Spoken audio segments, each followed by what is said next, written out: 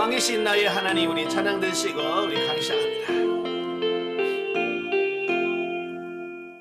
왕이신 나의 하나님, 내가 주를 높이며 영원히 주의 이름을 송축하리이다. 다시 한번 고백합니다. 왕이신 나의 하나님, 내가 주를 높이며 영원히 주의 이름을 송축하리이다.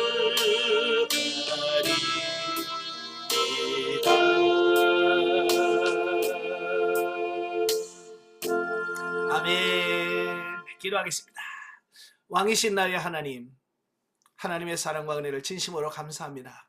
오늘도 귀한 시간을 갖게 해주시고 우리 히브리서의 말씀을 주시며 수리다 과장할 수 있도록 은혜 주셔서 감사합니다. 오늘도 말씀 날 때 그 말씀들이 살아있는 말씀이며 생명의 말씀으로 들려지게 하시고 그 말씀으로 새로워지는 역사가 있도록 도와주옵소서.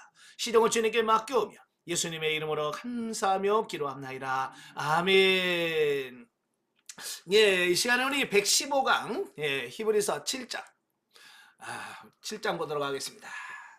자, 7장은 그 멜기세덱의 반차를 쫓아 영원한 대제사장이 되신 그리스도에 대해서 말씀을 하고 있어요. 우리가 제가 이제 7장을 보면서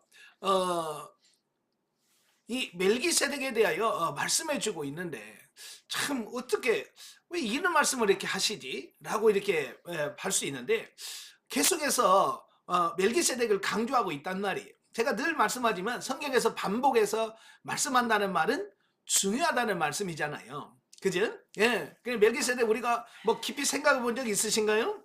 아마 생각해 본 적 없으실 거예요.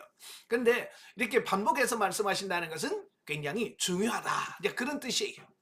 자, 1절부터 3절까지 보면 지극히 높으신 하나님의 제사장 멜기세덱에 대해서 말씀에 나와요. 자, 우리 본문 한번 읽겠습니다. 7장 1절부터 3절 다 같이. 이 멜기세덱은 살렘 왕이요 지극히 높으신 하나님의 제사장이라. 여러 왕을 쳐서 죽이고 돌아오는 아브라함을 만나 복을 빈 자라. 아브라함이 모든 것의 10분의 1을 그에게 나누어 주니라. 그 이름을 해석하면 먼저는 의의 왕이요 그 다음은 살렘 왕이니 곧 평강의 왕이요 아버지도 없고 어머니도 없고 족보도 없고 시작한 날도 없고 생명의 끝도 없어 하나님의 아들과 닮아서 항상 제사장으로 있느니라. 아멘. 자, 이 본장은 그 5장 10절에서 언급하다가 잠시 중단된 그 멜기세덱과 그 멜기세덱의 반차를 따라 그리스도의 대제사장 되심을 설명해 주고 있어요. 예. 그러니까 6장에서도 이미 살펴보았듯이 유대인들은요 우리 기독교인들을 향해서 뭐라고 말씀하냐면 야 니네는 대제사장 없지? 우리는 있는데 아주 유치하게 기독교로 개종한 사람들을 미혹하는 거예요. 예. 그러니까 이 기독교인들이 야 우리 제사장이 없는데 그러니까 이 히브리 기자가 왜 없어? 우리에게도 대제사장이 있어. 예, 그분이 누구냐? 예수 그리스도가 우리의 대제사장이야. 그 얘기를 하고 있는 거예요.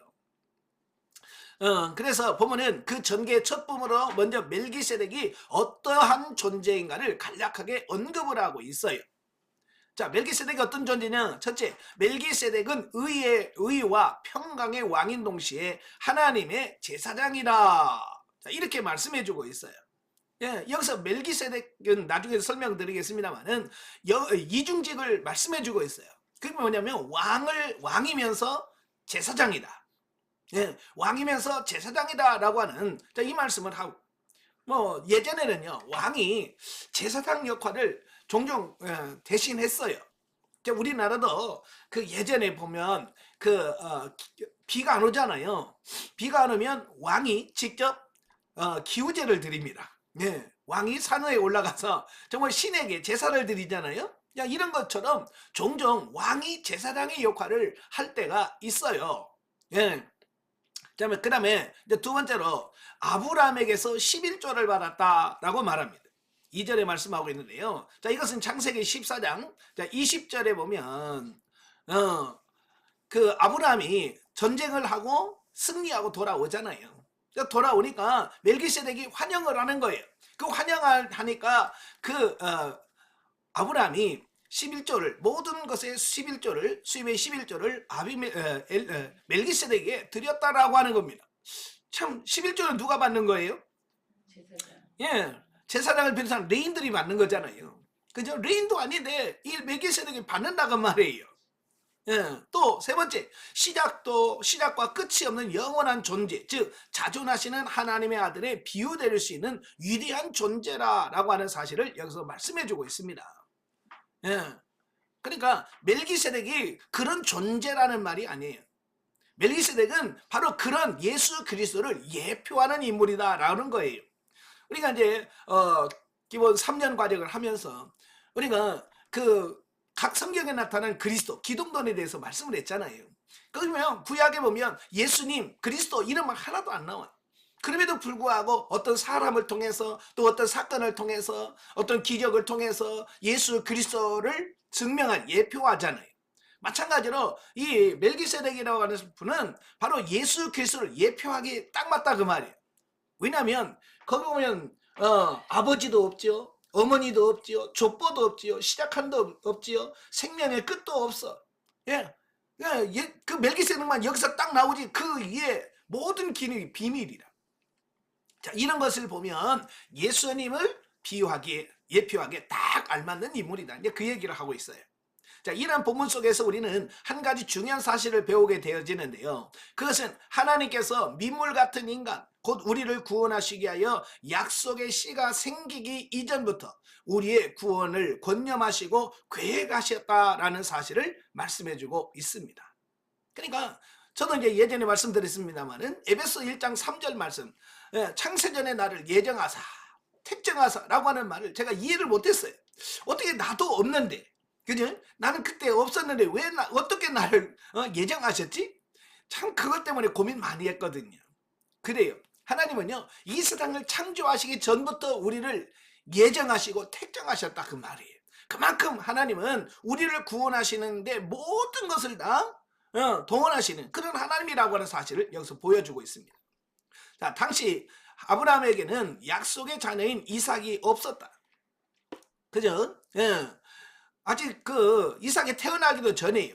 그럼에도 불구하고 하나님은요, 아브라함으로 말미암아 믿음의 자녀가 될 이후에 모든 자녀들을 위하여 메시아를 보내주실 것을 멜기세덱을 통해서 보여주셨다라고 하는 사실이에요.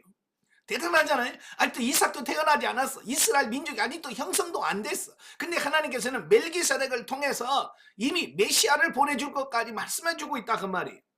자, 이를 통해서 우리는 우리의 구원이 역사적 우연이나 무작위적 선택에 의하여 된 것이 아니라 오직 치밀하신 하나님의 섭리에 의하여 이루어진 것이었음을 알 수 있다라고 하는 거예요.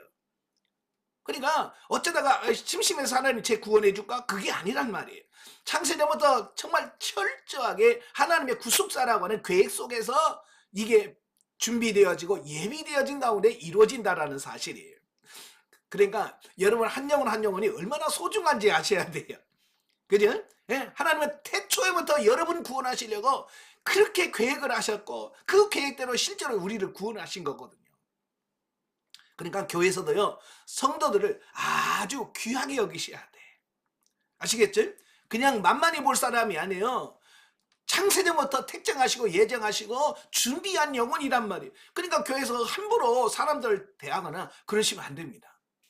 아시겠죠? 자, 그러므로 우리는 우리의 구원을 위하여 창세 이전부터 계획하시고 그것을 이루시기 위하여 지금도 역사하고 계시는 하나님께 마땅히 영광을 돌려야 하며 매 순간마다 감사를 드려야 할 것이다 라는 겁니다. 예. 저도 가끔 이런 생각을 해요. 우리가 무엇이 간데, 그죠? 내가 무엇이 간데 하나님께서는 이렇게까지 하시면서 우리를 구원하시려고 이렇게 역사하시는가라고 하는 거예요. 예. 그래서 우리를 구원하신 그 하나님의 사랑과 은혜를 기억하면서 우리는 매일같이 찬양하며 매일같이 감사해야 될 줄로 믿습니다. 어때요? 감사하십니까? 하나님을 구원하에 대해서 감사해요, 안 해요? 예? 왜 나 같은 걸 구해야 돼? 아이, 하나님 싫어, 미워. 그렇습니까? 예. 하나님께 감사하시길 바래요. 자, 두 번째 단락은 이제 4절부터 10절까지입니다. 4절부터 10절 우리 다 같이 히브리서 7장 4절부터 10절 다 같이 보겠습니다. 이 사람이 얼마나 높은가를 생각해 보라. 조상 아브라함도 노략물 중 10분의 1을 그에게 드렸느니라. 네의 아들들 가운데 제사장의 직분을 받은 자들은 율법을 따라 아브라함의 허리에서 난 자라도 자기 형제인 백성에게서 10분의 1을 취하라는 명령을 받았으나 레위 족보에 들지 아니한 멜기세덱은 아브라함에게서 10분의 1을 취하고 약속을 받은 그를 위하여 복을 빌었나니 논란의 여지 없이 낮은 자가 높은 자에게 축복을 받느니라. 또 여기는 죽은 자들이 10분의 1을 받으나 저기는 산다고 증거를 얻은 자가 받았느니라. 또한 10분의 1을 받은 레위도 아브라함으로 말미암아 10분의 1을 바쳤다라고 할 수 있나니 이는 멜기세덱이 아브라함을 만날 때에 레위는 이미 자기 조상의 허리에 있었음이라. 아멘. 자, 이것은 이제 레위 지파의 제사장들보다 멜기세덱이 더 우월하다. 이제 그걸 말씀해주고 있는데요. 자, 앞단락에서 멜기세덱이 어떤 존재인가를 언급한 저자는 이제 본문에서 그런 멜기세덱이 이스라엘 역사 가운데 제사장직을 담당했던 레위 지파의 제사장들보다 어떻게 우월한가를 논증하고 있어요. 자, 이것을 논증이 되어야, 증명이 되어야 기독교의 그리스도가 유대인의 레위 지파보다 레위 지파인 제사장직보다도 우월하다라고 하는 증명이 되기 때문에 그렇다라고 하는 거예요. 네, 무조건 아니야, 우리가 높아, 그래도 되는 게 아니에요. 증명을 해야 되잖아요. 그래서 저자는 멜기세덱이 레위 지파의 제사장보다 우월한 증거를 대어주는데요. 그 첫 번째가 뭐냐면 레위 족보에 들지 아니한 멜기세덱이 레위 지파의 조상인 아브라함보다 높은 위치에서 아브라함이 바치는 11조를 받았다라고 하는 것을 첫 번째로 증명을 하고 있어요. 여러분, 보통 예물은 신분이 낮은 사람이 높은 사람에게 바치는 겁니다. 그죠? 예, 높은 사람은 낮은 사람에게 예물을 주는 게 아니라 선물을 줘요. 그렇잖아요? 높은 사람은 낮은 사람에게 선물을 주지만 낮은 사람은 높은 사람에게 예물을 준단 말이에요. 그러니까 아브라함이 멜기세덱에게 예물을 드렸다라고 하는 말은 신분적으로 멜기세덱이 아브라함보다 높다라고 하는 것을 의미한다, 그 말이에요. 이해가 되시죠? 자, 두 번째로 아브라함이 멜기세덱보다 높은 위치에서 낮은 위치에서 멜기세덱으로부터 축복을 받았다라고 하는 거예요.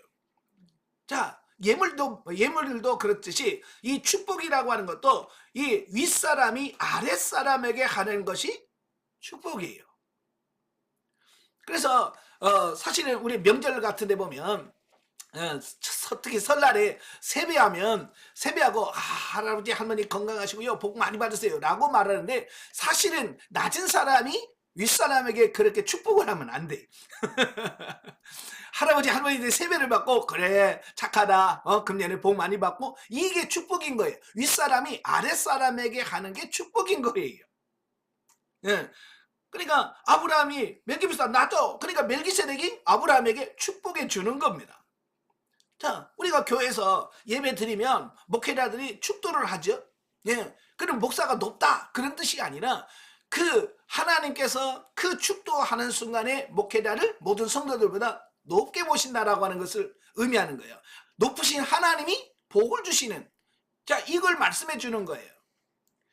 예, 이해가 되시죠? 자, 그 다음에 세 번째로 레위 지파는 11조를 받았으나 죽었고 멜기세덱은 산다는 증거를 얻었다라고 8절에 말씀해 주고 있습니다.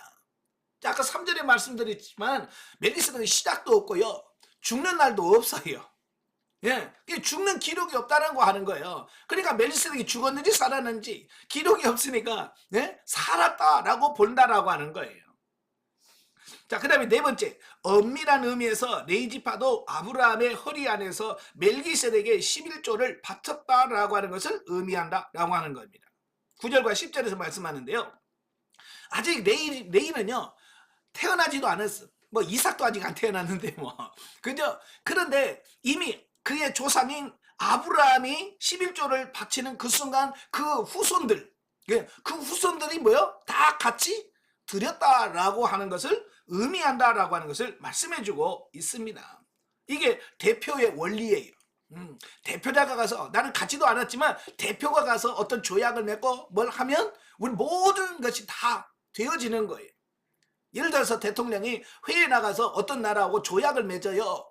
내가 거기 가본 적도 없어요. 가지도 않았어요. 그죠? 그런데 대통령끼리 만나서 어떤 조약을 하면 그 모든 조약의 모든 것이 우리 모든 국민들을 대표해서 했기 때문에 모든 국민에게 다 영향을 미친다, 그 말이에요. 자, 본문에서 저자는 멜기세덱이 이스라엘의 육적 조상인 아브라함보다 우월함을 증명함으로써 멜기세덱의 반차를 쫓아 하나님의 참된 제사장이 되신 그리스도가 레위지파의 제사장으로보다 우월하고 온전한 대제사장이라고 하는 사실을 증명하고 있습니다. 왜 이 본문에서 그냥 레위지파의 제사장 이걸 말하면 될 걸 왜 굳이 예수님은 레위지파의 반차를 따른 게 아니라 멜기세덱의 반차를 따라서 대제사장이 됐다라고 하는 것을 강조하는 이유가 바로 여기 있습니다. 자, 그 다음에 세 번째 단락은 이제 11절부터 25절까지예요. 11절부터 25절 같이 읽겠습니다. 레위 계통의 제사야 직분으로 말미암아 온전함을 얻을 수 있었으면 백성이 그 아래서 율법을 받았으니 어찌하여 아론의 반차를 따르지 않고 멜기세덱의 반차를 따르는 다른 한 제사장을 세울 필요가 있느냐. 제사 직분이 바뀌었은즉 율법도 반드시 바꾸어지리니 이것은 한 사람도 제단 일을 받들지 아니한 다른 지파에 속한 자를 가리켜 말한 것이라. 우리 주께서는 유다로부터 나신 것이 분명하도다. 이 지파는 모세가 제사장들에 관하여 말한 것이 하나도 없고 멜기세덱과 같은 별다른 한 제사장이 일어난 것을 보니 더욱 분명하도다. 그는 육신에 속한 한 계명의 법을 따르지 아니하고 오직 불멸의 생명의 능력을 따라 되었으니 증언하기를 내가 영원히 멜기세덱의 반차를 따르는 제사장이라 하였도다. 전에 있던 계명은 연약하고 무익함으로 폐하고 율법은 아무것도 온전하게 못할지라. 이에 더 좋은 소망이 생기니 이것으로 우리가 하나님께 가까이 가느니라. 또 예수께서 제사장이 되신 것은 맹세 없이 된 것이 아니니 그들은 맹세 없이 제사장이 되었으니 오직 예수는 자기에게 말씀하신 이로 말미암아 맹세로 되신 것이라. 주께서 맹세하시고 뉘우치지 아니하시리니 내가 영원히 제사장이라 하였도다. 이와 같이 예수는 더 좋은 언약의 보증이 되셨느니라. 제사장 된 그들의 수요가 많은 것은 죽음으로 말미암아 항상 있지 못함이로되 예수는 영원히 계심으로 그 제사장 직분도 갈리지 아니하느니라. 그러므로 자기를 힘입어 하나님께 나아가는 자들은 온전히 구원하실 수 있으니 이는 그가 항상 살아계셔서 그들을 위하여 간구하심이라. 아멘. 자, 이 단락은 그 멜기세덱의 반차를 쫓아서 하나님의 영원한 대제사장이 되신 그리스도에 의해서 말씀을 하고 있어요. 자, 앞에서 멜기세덱이 어떻게 레위지파의 제사장들보다 우월한가를 논증한 저자는 본문에서 레위지파의 제사장들보다 탁월한 멜기세덱과 그리스도를 연결하여 멜기세덱의 반차를 쫓는 그리스도가 레위 제사장들보다 월등하게 탁월하다라고 하는 것을 논증을 하고 있어요. 예, 그래서 본단락은 이제 크게 두 부로 나뉘어지는데요. 자, 11절부터 19절에 보면 율법의 완성이신 그리스도께서 이 땅에 오시기 전에 이스라엘 백성의 생활을 규제했던 불완전한 옛 제도인 율법으로 말미암아 임명된 레위지파의 제사장직 역시 불완전한 것이므로 폐지되어야 하는 동시에, 자, 이것은 뭘 말하냐면 율법에 따라서 레위지파 사람들이 제사장이 되었다라고 하는 거예요. 그런데 그래서 그 불완전하기 때문에 그건 폐지되어야 된다라고 하는 것을 말씀해주고 있습니다. 우리가 비유로 말하면 어떤 회의에서 결정을 했다고 하더라도 나중에 그 회의가 불법으로 진행된 회의다라고 하는 것이 판정이 되면 그 불법적 회의에서 결정한 것은 뭐가 될까요? 무효가 되죠. 그죠? 가끔 보면 무효 소송을 내잖아요. 그래서 거기서 이건 불법이다. 그러면 거기서 정한 모든 것은 다 무효가 되어지는 거예요. 마찬가지로 레이지파는 불완전한 율법에 의해서 제사장직이 이루어진 거예요.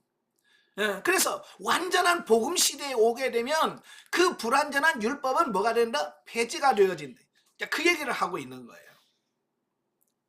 자, 멜기세덱이 레위 지파에서 나지 아니한 것처럼 레위 지파가 아닌 유다 지파에서 나온 새로운 제사장, 즉 그리스도께서 폐지된 그 자리에 서리라고 하는 내용을 담고 있다라고 하는 겁니다. 그러니까 율법에 따른 제사장이 아니라 레위 지파가 아닌 유다 지파에서 새로운 제사장이 나오게 될 거라고 하는 것을 말씀해 주고 있습니다. 바로 예수님은 누구요? 유다 지파 출신이잖아요. 혈통적으로. 그리고 나서 20절부터 25절에 보면 불완전한 옛 제사장직을 폐하고 그 자리에 선 새로운 제사장인 그리스도의 제사장직은 완전하고 영원하여 율법의 한시적인 목적에 따라 폐지된 옛 제사장직보다도 우월하다라고 하는 것을 논증하고 있다라고 하는 겁니다. 여러분, 세상에서도 어떤 새로운 것을 만들어낼 때 보면 과거의 불완전한 것을 보완하고 보충해서 보다 나은 새로운 것을 만들어내잖아요. 그죠? 예를 들어서 핸드폰이 나오잖아요. 나올 때마다 새로운 기능들이 나오죠.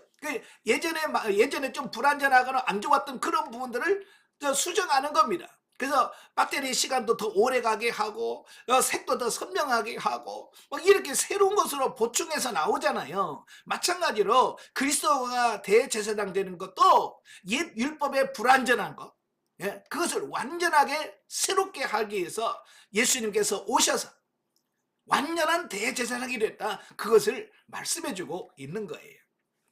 그러니까 율법의 제사장이 완전했다면 굳이 예수님께서 오실 필요가 없었던 거죠. 자, 우리는 이러한 본문을 통해서 한 가지 중요한 사실을 깨닫게 되는데요. 그것은 영원히 우리의 대제사장이 되시는 그리스도께서 우리의 중보자가 되셔서 우리를 위하여 우리에게 필요한 모든 것을 하나님께 간구해 주신다라는 사실입니다. 다시 말하면 인간 대제사장이 줄 수 없는 구원을 예수 그리스도께서는 주실 수 있다라고 하는 거예요. 또 인간 대제사장이 줄 수 없는 중보, 할 수 없는 중보, 그것을 예수 그리스도께서 완벽하게 하실 수 있다라고 하는 거예요. 대제사장은 1년에 한 번씩 지성소에 들어가서 백성들의 죄를 속지 않은 그 일을 하시잖아요. 그래서 매년 같은 제사를 반복해서 드려야 돼. 왜? 그 효력이 1년밖에 유지가 안 돼. 그러나 예수님께서는요, 그 효력이 영원하기 때문에 한 번에 끝내버리셔. 그러니까 예수님의 그 중보 사역이 얼마나 대단한가. 그리고 지금도 인간은 지성소에 들어가서 중보를 하지만 예수님은 하늘 보좌에 계셔서 하나님 바로 우편에서 중보하는 거예요. 누가 센 거예요? 이게 비교가 안 되는 거예요. 그런데도 유대인들은 자기가 옛날 율법에 받은 그 제사장이 좋다고, 우리는 대제사장이 있는데 그러면 약 올리고 있다 그 말이에요. 이게 뭔지를 모르니까, 뭐가 더 좋은지를 모르니까 그럴 수 있다 그 말이에요. 자, 그 다음에 26절부터 28절 우리 다 같이 보겠습니다. 이러한 대제사장은 우리에게 합당하니 거룩하고 악이 없고 더러움이 없고 죄인에게서 떠나 계시고 하늘보다도 높이 되십니다. 그는 저 대제사장이 먼저 자기 죄를 위하여 다음에 백성의 죄를 위하여 날마다 제사 드리는 것과 같이 할 필요가 없으니 이는 그가 단번에 자기를 들여 이루셨습니다. 율법은 약점을 가진 사람들을 제사장으로 세웠거니와 율법 후에 하신 맹세의 말씀은 영원히 온전하게 되신 이들을 세우셨느니라. 아멘. 자, 여기 보면 완전한 대제사장인 그리스도에 대해서 말씀을 해주고 있는데요. 자, 보면은 7장 1절부터 25절에 논한 그 멜기세덱과 그리스도와의 그 논증에 대한 총결론입니다. 그리스도가 대제사장으로서 어떤 사역을 하셨는가 하는 것을 다루고 있는 8장 1절부터 10장 18절로 넘어가기 위한 가교의 역할을 해주고 있는데요. 자, 본문의 내용을 구체적으로 살펴보면 멜기세덱의 반차를 쫓아 하나님의 영원한 대제사장인 그리스도는 인간 제사장과 비교해서 첫째, 무지하시다. 예, 무지하다는 거예요. 인간 제사장은요, 무지합니까? 아니요. 자기들도 죄를 지어요. 그래서 하나님께 제사 드리기 전에 먼저 그들은 자기 자신의 죄를 먼저 속지 않은 제사를 먼저 드립니다. 왜? 죄가 있기 때문에. 근데 인간 제사장은 완전하지 않다는 거예요. 무지하지 않다는 거예요. 죄를 갖고 있다는 거예요. 근데 예수님은 뭐 하신다? 죄가 없으시다. 예수님 죄가 없다라고 말씀하시는 거예요. 그 다음에 두 번째로 지극히 높으시며 그랬죠? 예. 인간 제사장은 땅에서 우리와 같이, 그렇잖아요? 우리와 같이 존재하잖아요. 근데 예수님은 지극히 높으신 하늘 보좌에 계시다 그 말이에요. 또 세 번째, 옛 제사직에 있던 제사장들이 날마다 제사를 드린 것과 달리 단 한 번의 제사로 속죄제를 완성하셨다라는 겁니다. 자, 요게 이제 효력면에서 여러분 약도 평생 매일 먹는 약이 좋은가요? 아니면 한 번 먹고 끝내는 게 좋은가요? 만약에 여러분이 약을 먹으라고 그래요. 두 종류예요. 매일 먹어야 되는 약이 있고 그냥 한 번 먹으면 평생 안 먹어도 되는 약이 있어요. 뭐 먹을래요? 당연히 한 번에 끝내는 걸 취하겠죠. 마찬가지요. 구약의 제사는 그냥 매일같이 가서 제사 드려야 돼. 아침마다 가서 아침에 제사, 저녁에 제사, 상번제 매일같이 드리고 1년에 속죄도 한 번씩 드려야 되고 대속죄를 지켜야 되고. 예, 그래요. 근데 예수님은요, 단 한 번 십자가 한 번에 딱 끝내버리셨어요. 영원한 제사를 끝내. 이건 비교가 안 되는 거예요. 자, 그 다음에 네 번째, 자기 자신을 제물로 드렸다 그랬어요. 자기 자신을 제물로 드렸다. 예, 구약의 제사장들은요 뭘로 드려요? 제일 좋은 게 황소예요. 예, 제일 좋은 제사는 황소예요. 황소가 아무리 좋은들 예수님과 비교가 되겠습니까? 이건 비교가 안 되는 거예요. 예, 그래서 인간은 소나 염소나 양이나 비둘기나 또 뭐 곡식 가지고 하나님께 제사를 드려요. 근데 예수님 뭐요? 천하보다 귀한 뭘로 비교할 수 없는 자기를 제물로 드렸다. 이건 비교가 안 됩니다. 다섯 번째, 온전하신 하나님의 아들로서 영원한 대제사장이 되셨기에 인간과 하나님 사이를 온전히 중보하는 참된 대제사장이 되셨다라고 하는 거예요. 자, 여러분 그 예수님이 우리의 대제사장이 되시는 거 얼마나 좋아요. 여러분 세상에서도요 어떤 일을 처리하는 데 있어서 아는 사람 하나만 있어도요 일 처리가 잘 됩니다. 저 꽤 오래됐죠. 이제 오래됐는데 제가 몸이 아파가지고 구로병원에 갔어요. 구로병원, 고대병원 가는데요 처음 가니까 얼마나 이 순서가 막힙니까. 근데요 제가 아는 분이 그 간호사 한 명은 알았어. 고대병원에 있는 간호사 한 명은 알았어. 그러니까 거기 가서 속닥속닥 얘기하니까요 아이고 일사천리로 되더라고요.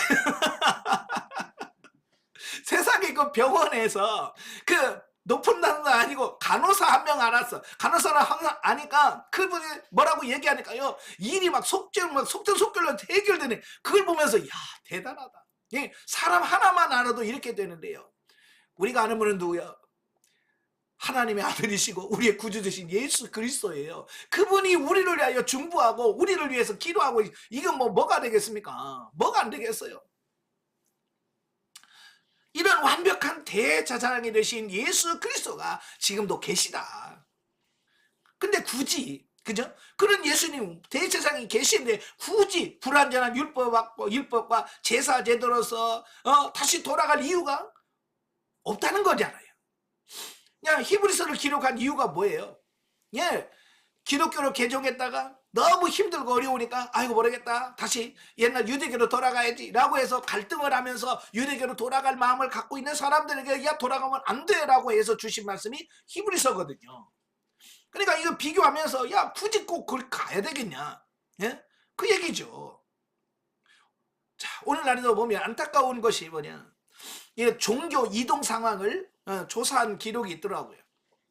그러니까 최근에 종교를 이 종교에서 이 종교로 옮기는 사람, 그러니까 불교에서 천주교로, 천주교에서 불교로, 불교에서 기독교로, 기독교에서 뭐 불교나 천주교로 이동한 사람들을 조사해 보니까요, 안타까운 것이 뭐냐면 기독교에서 다른 종교로 가는 퍼센트가 제일 많아요. 자, 어떻게 해서 교회에 왔어요? 정말 하나님 부르심과 역사하심으로 예수 그리스도를 믿고 교회 다녔잖아요. 그죠? 그러면 그 신앙과 믿음을 끝까지 지켜야 되잖아요. 근데 많은 사람들이 무슨 이유인지를 모르겠지만 기독교에서 다른 종교로 옮긴단 말이에요. 이거 정말 안타까운 거죠. 여러분을 옮기실 건가요? 안 옮기실 건가요? 이건 천만금을 준다고 해도 이거 옮길 수가 없는 거잖아요. 내 생명을 내걸고도 이건 바꿀 수 없는 것이에요. 예? 혹시라도 갈등하고 있는 분 계시다면 절대로 그것 때문에 갈등하지 않기를 바라요. 예수 그리스도만이 완전한 구주시고요, 우리의 대제사장이 되시는 분이라는 것을 꼭 믿으시길 바랍니다. 자, 영적에 보겠습니다. 자, 우리 육신의 가족과 이 땅에서 함께하는 시간은 유한하지만 하나님은 주님께 나오는 자들을 온전히 구원하실 수 있는 분으로서 우리와 더불어 영원까지 함께 계신다. 이런 진리를 체득하게 되면 하나님을 더 사랑하고 흠모하는 마음이 깊어지게 된다. 우리가 오직 소망을 두고 사랑하고 의지할 대상은 하나님이다 라고 하는 거예요. 어찌 보면 세상에서는 이 육신의 가족만큼 끈끈하고 서로 챙겨주는 이게 없잖아요. 그죠? 그런데요, 육신의 가족은요, 영원한 관계가 아니에요. 이 세상에 살아가는 동안만. 그죠? 부부도 뭐 이 세상에서 같이 살 때만 부부 계약이 되는 거지, 둘 중에 하나가 죽으면 어때요? 이 계약은 폐지가 되는 거예요. 의미가 없는 거예요.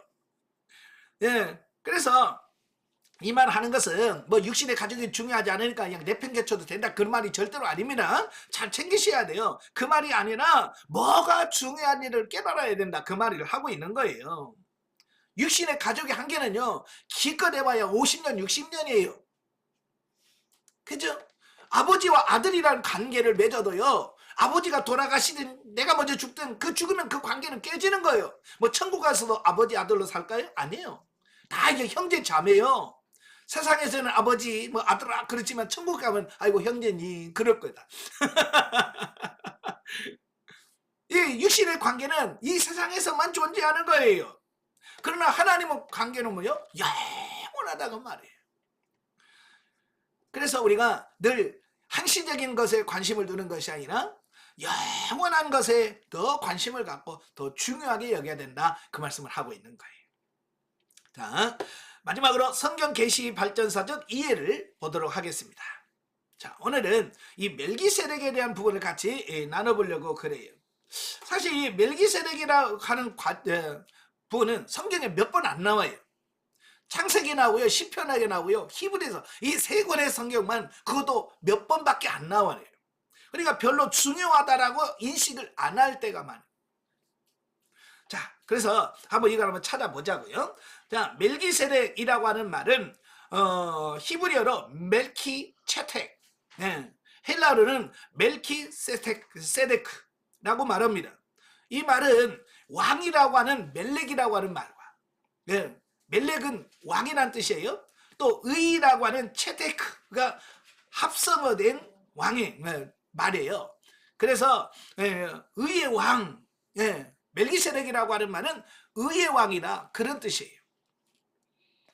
성경에 총 3권, 창세기, 시편, 히브리어에 나오고 13번밖에 나오지 않지만 매우 중요한 의미를 지니고 있고, 그것을 아느냐에 따라서 영적 성장의 척도를 알 수 있을 만큼 중요하다라고 하는 겁니다.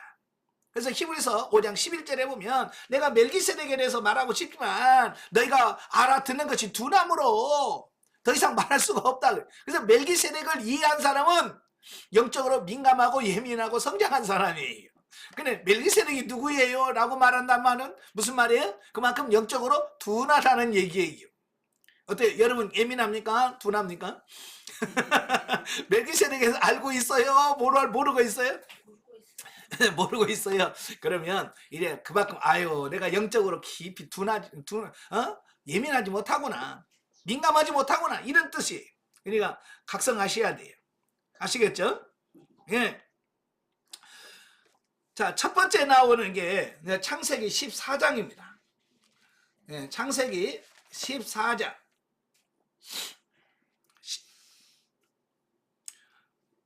자, 17절부터 24절에 쭉 나오게 되어지는데요. 자, 특히 18절 보겠습니다. 살레망 멜기세덱이 떡과 포도주를 가지고 나왔으니 그는 지극히 높으신 하나님의 제사장이었더라. 그 다음에 20절에 보면 너희 대적을 내 손에 붙이신 지극히 높으신 하나님을 찬송할지로다 하며 아브라함이 그 얻은 것에서 10분의 1을 멜기세덱에게 주었더라. 예, 그러니까 전쟁을 하고 돌아온 아브라함을 만나서 그가 전쟁에 피곤한 그에게 그를 맞이하면서 떡과 포도주를 제공하고, 예. 자, 이 떡과 포도주 하면 딱 생각나는 게 뭐예요? 성찬식. 성찬식이잖아요. 바로 이것은 성찬을 예표한다라고 하는 말이에요. 그 다음에 11조를 받았어요. 아까 다 설명드렸어요. 이제 11조를 받았고요. 그 다음에 아브라함을 축복했다라고 하는 거예요. 자, 이 모든 것을 이 세 가지는 뭘 말하냐? 이 멜기세덱이 아브라함보다도 훨씬 더 우월한 존재, 예, 존귀한 존재라고 하는 것을 보여주는 말씀이다라고 보게 되어집니다. 예.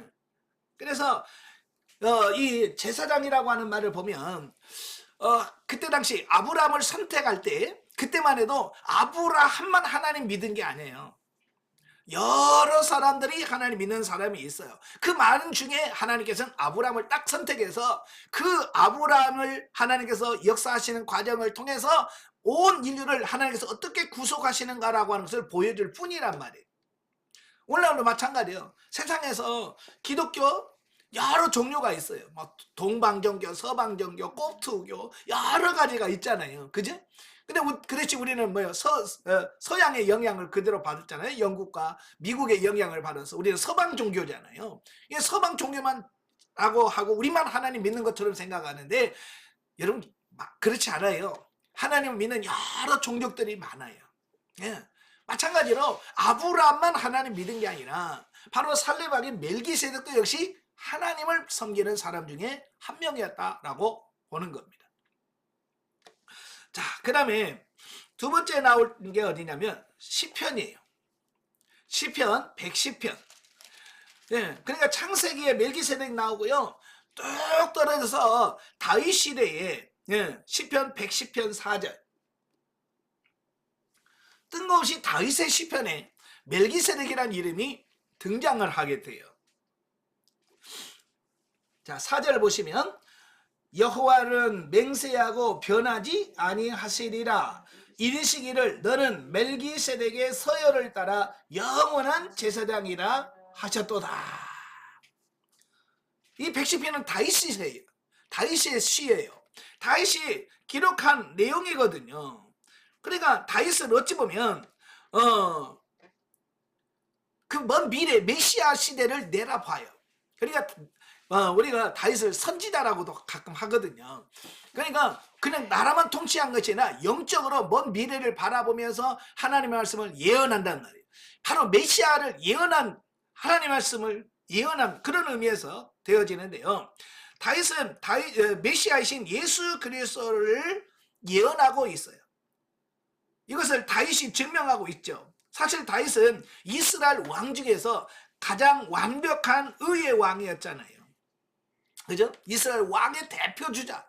예, 그래서 이스라엘 왕 그러면 다윗 왕위를 연상할 만큼 다윗은 완벽한 의의 왕이었다라고 하는 겁니다. 그래서 다윗의 왕권은 곧 예수 그리스도의 왕권을 예표할 만큼의 그 인물인데 그분이 바로 멜기세덱의 서열을 따라 영원한 대사장이라 하셨도다라고 시편에서 고백을 하고 있다라고 하는 거예요.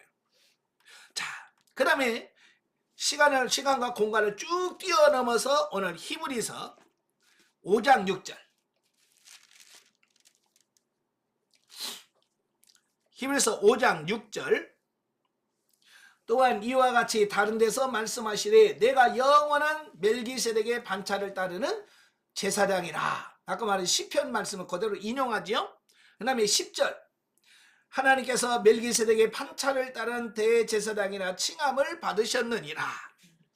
11절 멜기세덱에 관하여는 우리가 할 말이 많으나 그랬죠. 자, 그 다음에 6장 20절 그리고 앞서 가신 예수께서 멜기세덱의 판차를 따라 영원한 대제사장이 되어. 그 다음에 7장 1절 오늘 본문 말씀에서 멜기세덱이라는 이름이 한 번, 두 번, 세 번, 네 번, 다섯, 여섯 번 나옵니다. 자, 여기서 계속 강조하고 있는 게 뭐냐면 예수님이 영원한 멜기세덱의 반차를 따라서 대제사장이 되었다라고 말씀을 하고 있습니다. 예.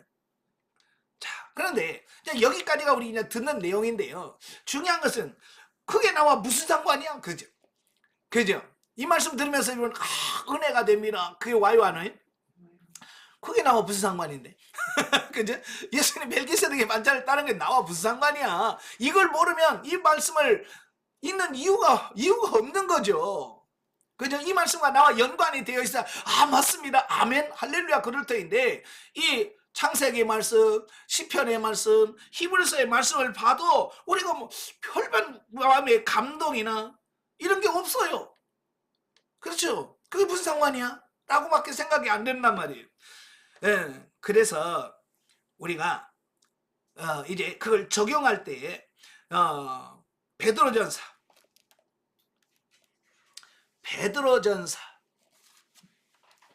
2장 9절 말씀을 보셔야 돼요. 베드로전서 2장 9절 보시면 다 같이 그러나 너희는 택하신 족속이요 왕같은 제사장들이요 거룩한 나라요 그의 소유는 백성이니 이는 너희를 어두운 데서 불러내어 그의 키양 밑에 들어가게 하신 이의 아름다운 덕을 선포하게 하려 하심이라. 사실 창세기, 시편, 히브리서의 멜기세덱은 다 예수 그리스도가 제사장이 될 것을 예언하시고 성취하신 이 부분에 대해서만 설명을 합니다. 그런데 이 베드로전서 2장 9절에는 뭘 말하냐면 바로 그 대제사장직이 뭐라고요? 이제는 너다. 너희가 왕이야. 너희가 제사장이야. 라고 말씀을 하고 있다. 그 말이에요. 그래서 너희는 택하신 족속이요 왕같은 제사장이라. 예. 자, 여기서 의의 왕. 자, 한번 표를 보면서 한번 보겠습니다.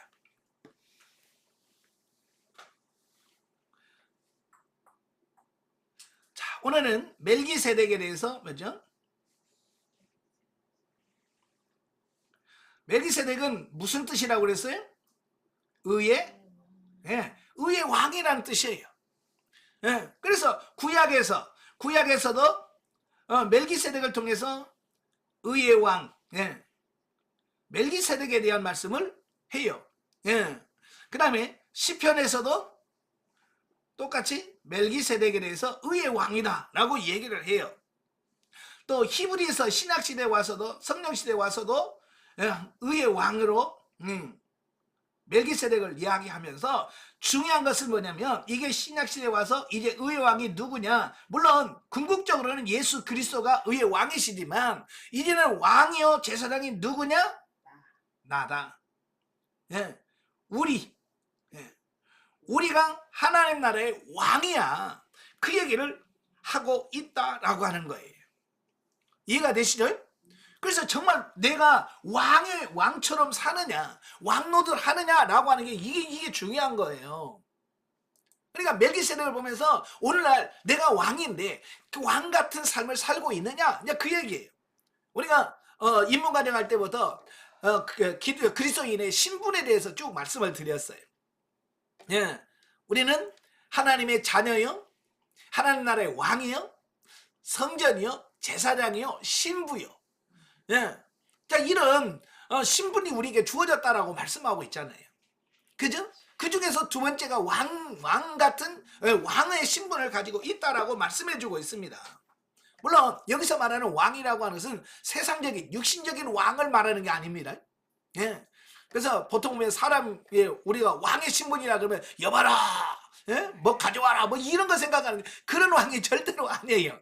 성경에서 말하는 왕은 뭐냐면 여러 가지로 말씀하셨지만 통치, 다스림을 뜻해요. 자, 그래서 그럼 뭘 통치하고 뭘 다스리느냐 이미 다 설명을 드렸는데요. 첫째 뭐냐면 자기를 다스려, 자기. 여기서 물론 자기라고 하는 말은 뭘 말합니까? 자기 감정, 예, 자기 안에서 나오는 어떤 혈기, 분노, 미움, 시기와 같은 이런 것들을 다 말합니다. 이것을 다스린다 그 말이에요. 어때요 여러분? 화나면 다스릴 줄 압니까? 못 다스립니까? 예, 뚜껑 열려요 안 열려요?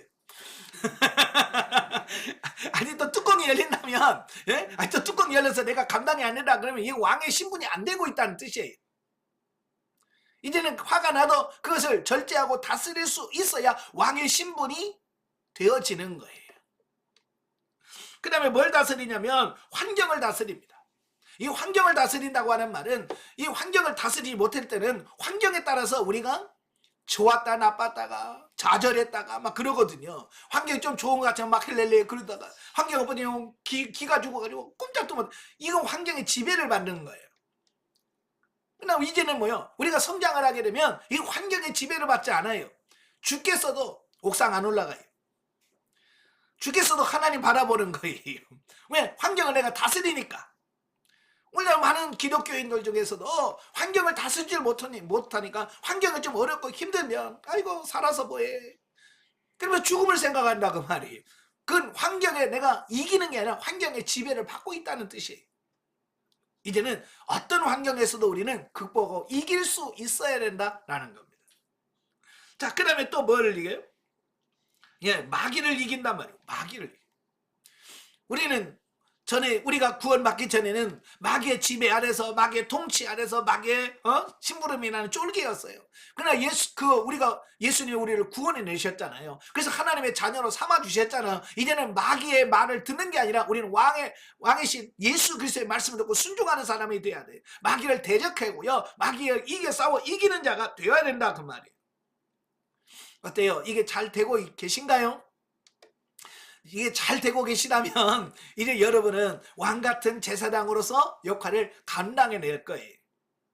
근데요, 가끔 우리도 속상할 때가 많지요. 뚜껑 열 때가 있고 환경의 지배를 받아서 그냥 풀이 확 죽어 있을 때가 있고, 예. 마귀에게 져가지고요, 예?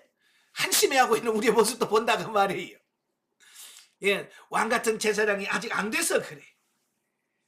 아시겠죠? 그래서 이 베드로전서 2장 9절은 뭘 말하냐? 야, 너희도, 예, 이런 의의 왕 같은 이런 사람들이 죄라. 자, 그걸 말씀해주고 있는 겁니다. 그래서 여기는 없지만 계시록 20장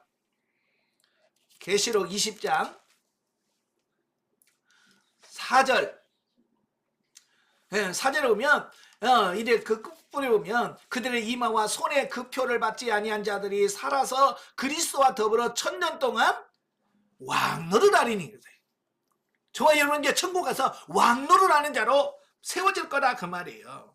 또 22장 5절도 마찬가지예요. 22장 5절에서도 예, 다시 밤이 없겠고 등불과 햇빛들이 쓸데없으니 이는 주 하나님이 그들에게 비추심이라 그들이 세세토록 왕노릇 하리로다 라고 말씀해 주고 있습니다.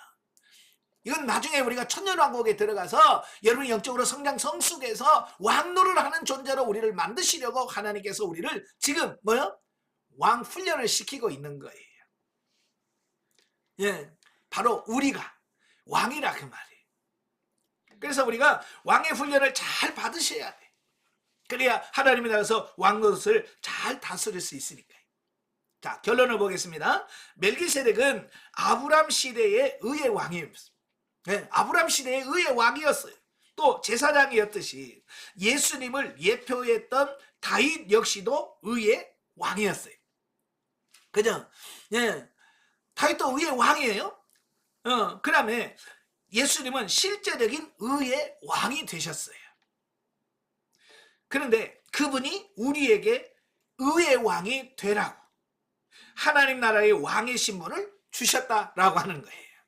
의의 왕 대신 예수님이 각자 여러분들에게 너도 왕이야, 너도 의의 왕이야 라고 우리들에게 그 왕의 신분을 우리에게 허락해 주셨다라고 하는 겁니다.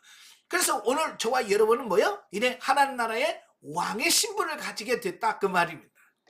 중요한 것은 바로 내가 그 신분을 제대로 이해하고 그렇게 살아가느냐라고 하는 거예요. 여러분, 왕이 배고프다고 좌절하겠습니까? 예? 그까이 거뭐 다 쌓인 게 자기 건데, 그죠? 그러니까 경제적으로 어려워도 그것 때문에 풀 죽을 필요 없어요. 무슨 환경 좀 어렵다고요? 우리가 풀이 죽을 이유가 없다니까요. 그래서 오늘 저와 여러분이 이제 의의 왕의 신분을 가지고 살고 있기 때문에 우리가 자신감을 갖고요, 승리의 삶을 사는 여러분 되시길 바래요. 세상에 살지만 비굴하지 말고요, 예, 강하고 담대하게 정말 승리해가는 여러분들이 되셔야 될 줄로 믿습니다. 기도하겠습니다. 은혜로우신 아버지 감사합니다. 이 멜기세덱을 통해서 의의 왕 대신 예수 그리스도를 예표합니다. 그러나 그 예수 그리스도께서 우리에게 너도 의의 왕이 되라고 말씀하셨습니다. 그래서 우리가 훈련을 통해서 우리가 하나님 나라의 왕의 신분을 가지고 삽니다. 그러나 때로는 우리가 너무 왕의 신분을 놓칠 때가 많습니다. 그래서 자기를 다스리지 못하며 또 환경의 지배를 받고 심지어는 마귀의 지배까지 받고 삽니다. 이제는 그게 아니라 도리어 우리가 자기를 이기고 죄를 이기고 환경을 이기고 마귀를 이기며 승리해가는 우리 모두가 될 수 있도록 도와주시옵소서. 예수님의 이름으로 감사하며 기도합나이다. 아멘. 하나님께 드립니다.